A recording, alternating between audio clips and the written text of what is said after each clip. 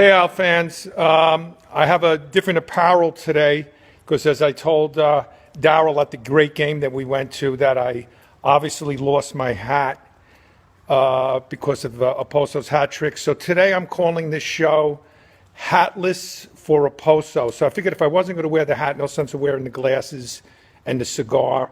And number two, which will come later, stay tuned for these fireworks. Why do Ranger fans feel a sense of entitlement? Okay, so let's start with the first one. It was a great week for the Isles.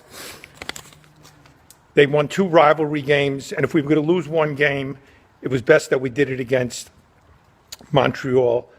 It was great wins against the Rangers in Pittsburgh. But what I want to do is, the reason I do these videos, I just want to make it very clear, as my wife reminded me, I put these on my wall.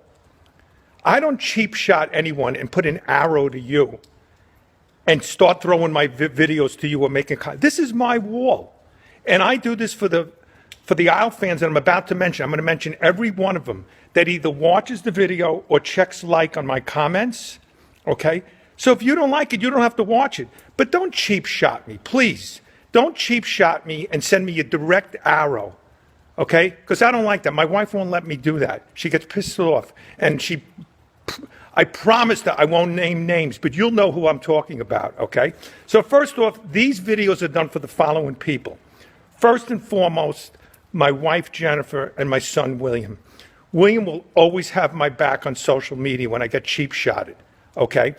And then my wife, where she won't write on social media, is one of the biggest Isle fans of all time, and she always has my back, okay? Then my son, Steven, who's in Texas right now, he's coming to the last game of the year, and my daughter, Alexis.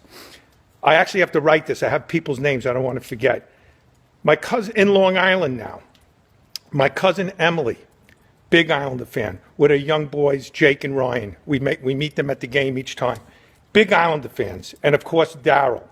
Now, Darryl's one of 3 guys that have my back during cheap shots for a certain fan base, okay, which we'll wait to the end. And Darryl, I know I could always count on you. The other person is my son, William, on social media. And finally, the third person I want to mention as we're in the island of Long is young Michael Kister, who's number 3 as far as social media and the Isles. Michael, William, and Darryl. He's a big Isle fan, raising his family of 4 kids, working hard. I do this for you guys, okay? Then, moving up, let me also add in Long Island, my brother-in-law, Ken, and my nephew, Christopher Myers, Isle fans, okay? In Long Island, my friend, Frank Mafucci, for 35 years, an Isle fan.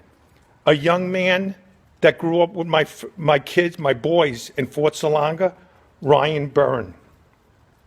If we head up a little north now, we haven't forgotten about you, Allison Faye. I know you're up in northern Connecticut. It's kind of lonely up there being the only Isle